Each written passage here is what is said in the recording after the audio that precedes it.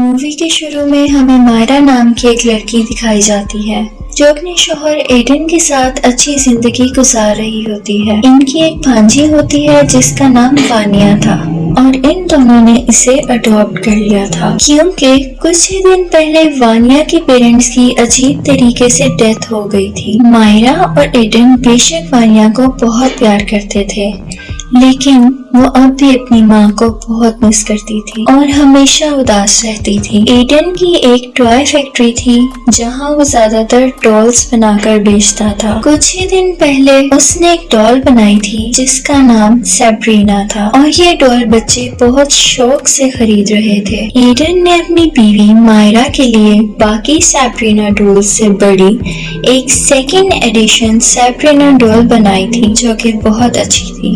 مائرا کو ایڈن کا دیا ہوا یہ تحفہ بہت اچھا لگا تھا۔ سین چینج ہوتا ہے اور ہم دیکھتے ہیں کہ وانیا اپنے اسکول میں ہے۔ وہاں اس کا ایک دوست چارلی گیم کھیل رہا ہوتا ہے۔ اس بچے کا نام ڈٹو تھا اور وہ چارلی کی مدد سے اپنی گرینڈ مدر کے سول کو ریئل ورلڈ میں بلا رہا تھا۔ وانیا کو یہ سب دیکھ کر بہت اچھا لگ رہا تھا۔ ڈٹو وانیا کو بتاتا ہے کہ اس گیم کو ختم کرنے کے لیے لوگوں کو پرے کرنی ہوتی ہے تاکہ اس گیم میں بلائی گئی سولز واپس جا سکیں۔ ڈٹو وانیا کو iOS ایپ کے بارے میں بھی بتاتا ہے جس کی مدد سے سولز کو ڈھونڈ کر دیکھا جا سکتا تھا۔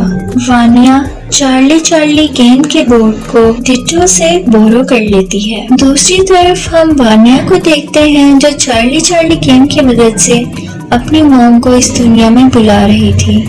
وانیا کو فیل ہوتا ہے کہ اس کی موم کی سول ریئل ورلڈ میں آ چکی ہے اور وہ iOS ایپ اس سول کو ڈھونڈنے لگتی ہے۔ ظاہر ہے کہ یہ ایپ فیک تھی اور وانیا کو اپنی مدر کی بجائے اپنی آنٹ ماریا دکھ جاتی ہے۔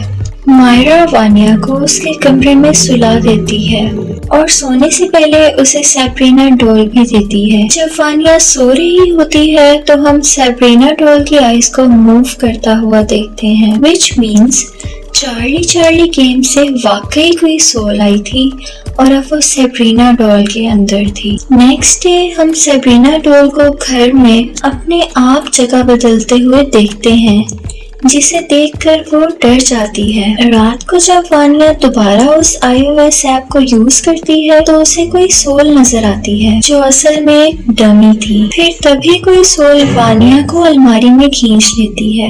وانیا یہ بات صبح اپنی آنٹ کو بتاتی ہے اور مائرا وانیا کو سمجھاتی ہے کہ اس کی ماں اینجنی اب اس دنیا میں موجود نہیں ہے لیکن اینجنی وہاں موجود ہوتی ہے۔ اگلی رات مائرا کو اپنے گھر میں اینجنی دکھتی ہے اور دیکھتے دیکھتے اینجنی ایک ڈیمن میں تبدیل ہو جاتی ہے اور مائرا کو مارنے کی کوشش کرنے لگتی ہے۔ مائرا چلاتے ہوئے وہاں سے بھاگتی ہے۔ یہ آواز سن کر ایڈن بھی وہاں پر آ جاتا ہے۔ یہ ڈیمن ان دونوں پر اٹیک کر دیتی ہے اور یہ ڈیمن کسی طرح بھی ان کو جانے نہیں دیتا لیکن یہ لوگ اپنی جان بچا کر وہاں سے بھاگ جاتے ہیں۔ اب وہ لوگ جان گئے تھے کہ ان کے گھر میں کسی طرح کا ڈیمن ہے تو وہ مس لاراس اور ان کے ہسبینڈ مسٹر رینارڈ سے ملنے جاتے ہیں جو انفیکٹ پیرانورمل ایکسپرٹس تھے۔ مس لاراس ان کے ساتھ فوراً ان کے گھر جاتی ہے اور وہاں چارلی گیم کی مدد سے اینٹنی کو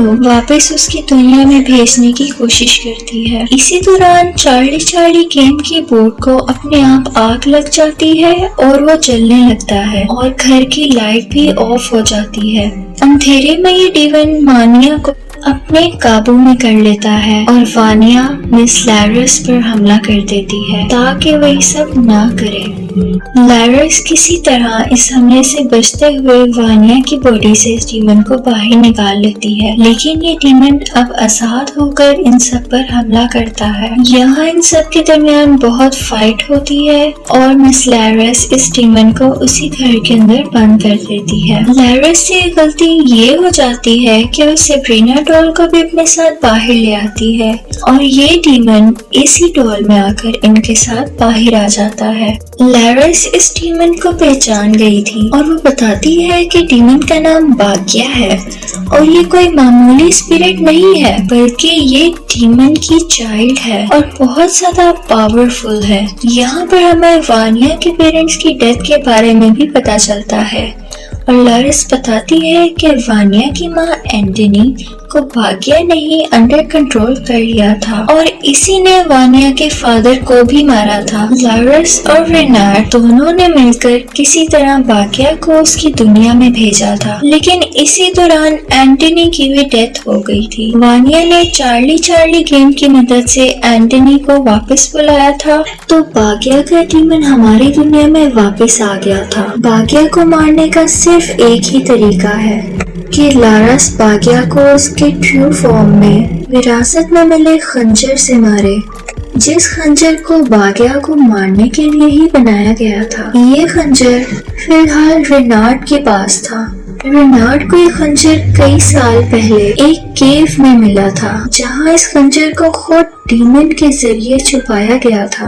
अगले दिन बाग्या का डीमन दोबारा एक्टिव हो जाता है और मायरा को अंडर कंट्रोल कर लेता है। मायरा सब पर चाकू से कई वार करती है और ये सब मिलकर मायरा को किसी तरह उसके घर में वापस लाते हैं। यहाँ लारस मायरा को पकड़ के एक्सोर्सिज्म करती है जहाँ हमें पता चलता है कि बाग्या डीमन को सबसे पहले हमारी दुनिया में किसी इंसान ने ही बुलाया था और यहाँ मूवी का रुख बदलता है। असल में कई साल पहले एडन का एक भाई था जिसका नाम आर्का था। इन दोनों के फादर की टॉय कंपनी थी और उनके फादर को हमेशा आर्का के डिजाइन किए हुए टॉयज पसंद आते थे, जिसकी वजह से एडन जेलस फील करता था। जब इनके फादर की डेथ हुई तो उन्होंने अपनी प्रॉपर्टी का 60% आर्का के नाम कर दिया और एडन के हिस्से सिर्फ 40% प्रॉपर्टी आई। इस बात को लेके एडन बहुत दुखी हुआ और वो एक मैजिशियन के पास गया क्योंकि वो अपने बड़े भाई को काले जादू की मदद से मरवाना चाहता था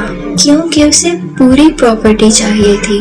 और उसी मैजिशियन ने बाग्या के डीमन को हमारी दुनिया में बुलाया था और इस डीमन को एक ह्यूमन बॉडी चाहिए थी। बाग्या ने पहले आर्का को अंडर कंट्रोल करने की कोशिश की थी लेकिन आर्का उसके काबू में ना आ सका, इसलिए बाग्या के डीमन ने आर्का की बीवी एंटनी को पोजेस कर लिया, यानी अपने काबू में कर लिया। एंटनी और आर्का ही वानिया के पेरेंट्स थे और जब लारस ने बाग्या से मुकाबला किया तो उस दिन एंटनी और आर्का दोनों की डेथ हो गई थी, यानी कि वानिया के पेरेंट्स की मौत का जिम्मेदार यानी रिस्पॉन्सिबल एडन था।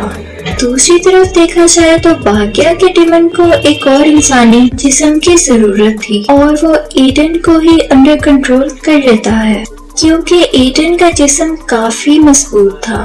पोजेस्ड एडन इन सभी पर हमला कर देता है और रेनार्ड किसी तरह इस डीमन को एडन के जिस्म से बाहर निकालता है। अब ये डीमन अपनी असली शक्ल में लारस पर हमला कर देता है और इसी दौरान लारस विरासत में मिले उस खंजर से बाग्या के डीमन को हमेशा के लिए मार देती है। फिर मूवी का एंडिंग सीन दिखाया जाता है जहाँ पर पुलिस एडन को अरेस्ट कर लेती है और फिर हम देखते हैं कि वानिया और मायरा हंसी खुशी एक दूसरे के साथ जिंदगी गुजारती हैं। कुछ ही टाइम बाद लारस और रेनार्ड को एक पैरानॉर्मल डॉल के बारे में एक और खबर मिलती है। उसे पता चलता है कि इस डॉल के मुतालिक एक और केस आया है और इसके आगे कुछ नहीं दिखाया जाता। यहाँ पर मूवी खत्म हो जाती है।